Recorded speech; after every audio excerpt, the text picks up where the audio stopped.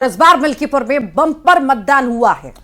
Bumper voting के साथ ही मिल्कीपुर में आरोप प्रत्यारोप का दौर भी देखने को मिला। समाजवादी पार्टी के प्रत्याशी का पोलिंग एजेंट को धमकाते वीडियो वायरल हुआ है। तो वहीं अखिलेश यादव प्रशासन पर गड़बड़ी का आरोप लगाते हुए भी नजर आए।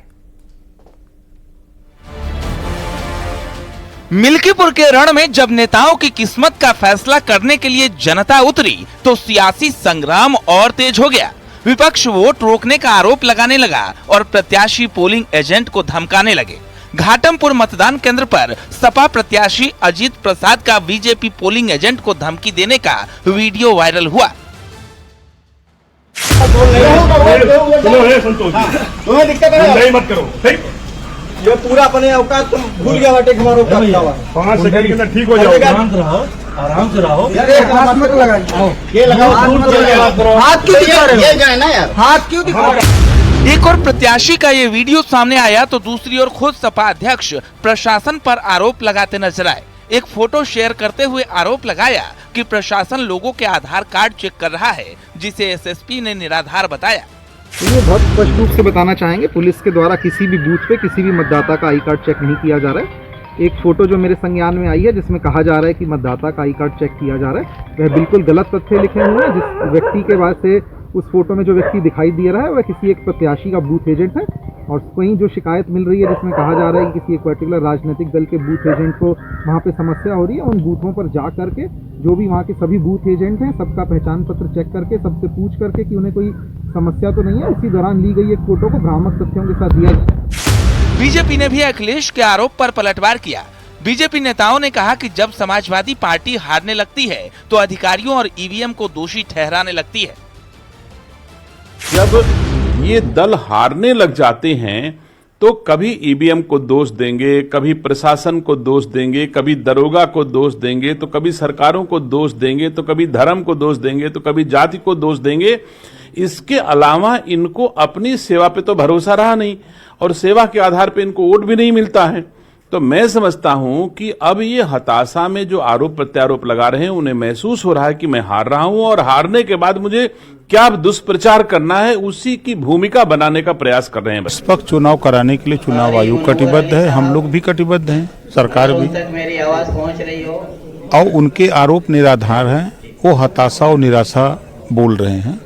वो जान रहे हैं कि हम लोग चुनाव जीतने वाले नहीं हैं, इस नाते इस तरह के बयानबाजी दे रहे हैं। उन्होंने एक योजना बनाई थी कि बाहर से बहुत से लोग बुलाकर और उनसे मतदान कराने के लिए, तो बहुत से लोग पहुंचे तो वहां पर उसकी चेकिंग हो रही है कि कौन यहाँ का रहने वाला है, कौन बाहर का रहने वाला है। तो उसमें ये लोग पकड़ में आ रहे हैं। बहुत से ऐसे समाजवादी पार्टी के कार्यकर्ता यूट्यूबर बन के वहां पर घूम रहे हैं। विपक्ष के आरोप और बीजेपी के दावों के बीच निष्पक्ष मतदान पूरा कराने के लिए जिले के तमाम अधिकारी सतर्क नजर आए। जिला निर्वाचन अधिकारी खुद बूथों पर पहुंचे और शांतिपूर्ण चुनाव संपन्न करवाने का दावा किया। कुछ जगह पर मशीनें खराब थी और उसमें मुख्य रूप से वीवीपैट में कुछ समस्या आ रही थी, तो वीवीपैट ईसीआई गाइडलाइन के हिसाब से उसको रिप्लेस किया गया इंजीनियर्स के साथ में। और इसके अलावा कहीं पर अगर शिकायत थी कि एजेंट्स नहीं बनाए जा रहे, एजेंट्स को बाहर निकाला जा रहा है, तो इन सभी का तत्काल जो है मौके पे भेज के जांच कराई गई। किसी भी बूथ एजेंट के द्वारा, किसी भी राजनीतिक दल के किसी बूथ एजेंट के द्वारा कहीं से कोई शिकायत हमको नहीं दी गई है। बाकी लगातार सभी वरिष्ठ अधिकारीगण फील्ड में मौजूद हैं, सभी ड्यूटीज हमारी लगी हुई हैं, सभी ये सुनिश्चित करवाने की शांतिपूर्ण ढंग से मतदान संपन्न हो। पूरे उत्साह के साथ मिल्कीपुर का चुनाव पूरा हुआ। अब फैसला 8 फरवरी को होगा, लेकिन जिस तरह आरोप प्रत्यारोप का दौर चल रहा है, सपा और बीजेपी आमने सामने दिख रही है, वोटिंग परसेंटेज जिस तरह का हुआ है उससे फाइट टाइट हो गई है। अब इंतजार रिजल्ट का है। Bureau report, news 18। Madhya Pradesh में टॉपर्स बच्चों को आज एक तरफ जहां मुख्यमंत्री डॉक्टर मोहन यादव ई स्कूटी की चाबी सौंप रहे थे, तो वहीं दूसरी तरफ इसे लेकर सियासत भी गरमाई हुई है। कांग्रेस ने सरकार पर निशाना साधते हुए कहा कि सरकार को देर आए दुरुस्त आए कह सकते हैं।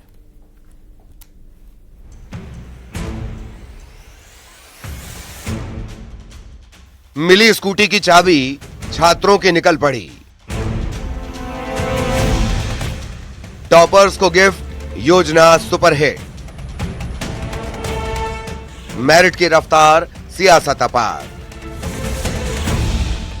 एमपी के टॉपर्स अब स्कूटी पर रफ्तार भरेंगे। सीएम डॉक्टर मोहन यादव ने सरकारी स्कूलों के 12वीं टॉपर 7,900 छात्रों को स्कूटी भेंट की।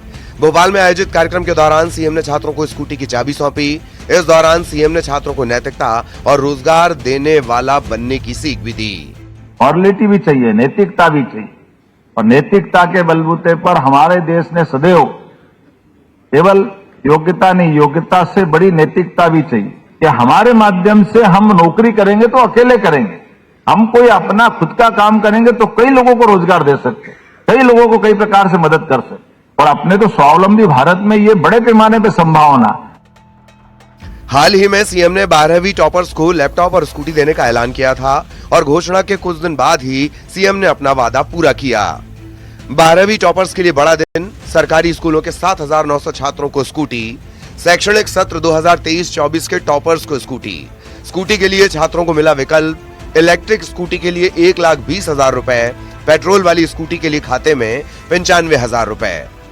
टॉपर्स जिन्होंने एकेडमिक्स में बहुत अच्छा प्रदर्शन करा, बहुत मेहनत करी, उनको अपनी मेहनत का जो परिणाम है वो मिलने वाला है। मध्य प्रदेश की सरकार 23-24 बैच के जो 12th क्लास के टॉपर्स हैं उन्हें स्कूटी का तोहफा देने जा रही है। बहुत सारी बसेस भी अभी शायद बीच में बंद हो गई है, तो मुझे काफी ज्यादा प्रॉब्लम होता है ट्रैवलिंग के लिए। हमारे मुख्यमंत्री सीएम जी को थैंक यू बोलना चाहूंगा कि उन्होंने हमें स्कूटी प्रदान की। ये हमें बहुत ही मददगार करेगी। कॉलेज जाने के लिए ये बहुत ज्यादा यूजफुल है। अभी कितनी दूर जाना पड़ता है आपको कॉलेज? आपके घर से कितना दूर है? मेरे घर से कॉलेज 18 से 20 किलोमीटर तो दूर। तो ये आपको ऑप्शन मिला था कि आपको कौन सी गाड़ी लेना है? हाँ, हमें ऑप्शन मिला था कि हमें इलेक्ट्रिक लेनी है, पेट्रोल लेनी है, तो हमने पेट्रोल चूज किया था। हाँ जी। खुश हैं? आपकी पसंद की गाड़ी मिल गई। कलर पसंद है कि नहीं? हाँ जी, कलर तो पसंद है। तो देखिए, स्टूडेंट्स को जो गाड़ी चाहिए थी, जो मॉडल चाहिए था, जैसी गाड़ी चाहिए थी, वो उन्हें मिली है। टॉपर्स को स्कूटी देने पर सियासत भी गर्म है। कांग्रेस सरकार को योजना का क्रेडिट नहीं दे रही। नेता प्रतिपक्ष उमंग सिंगार ने कहा कि सरकार सो रही थी और विपक्ष ने उसे जगाया है। सीएम ने इस पर पलटवार किया। क्या सरकार विपक्ष के प्रयास के बाद जागी? हम लोगों ने, पूरे कांग्रेस विधायक दल, हम लोगों ने सबने 2 सांकेतिक रूप से एक्टिवा दी, लेकिन अभी लैपटॉप की बात तो सरकार कर नहीं रही है, कब देगी पता नहीं। तो मैं समझता हूं कि सरकार क्या लाडली बहना को ही सब पूरा पैसा दे रही थी? क्या इन मेधावी छात्रों को भूल गई थी प्रदेश के अंदर? कांग्रेस ने जीवन में कभी दी किसी को? कांग्रेस की सरकार रही 55-60 साल की, कांग्रेस देती तो कांग्रेस इनकी ऐसी दुर्दशा नहीं होती। सरकार ने अपना वादा पूरा किया है। स्कूटी मिलने पर छात्र भी खुश हैं, लेकिन स्कूटी पर सियासत भी रफ्तार भर रही है। बीजेपी और कांग्रेस में वार पलटवार का दौर जारी है। Bureau report, news 18।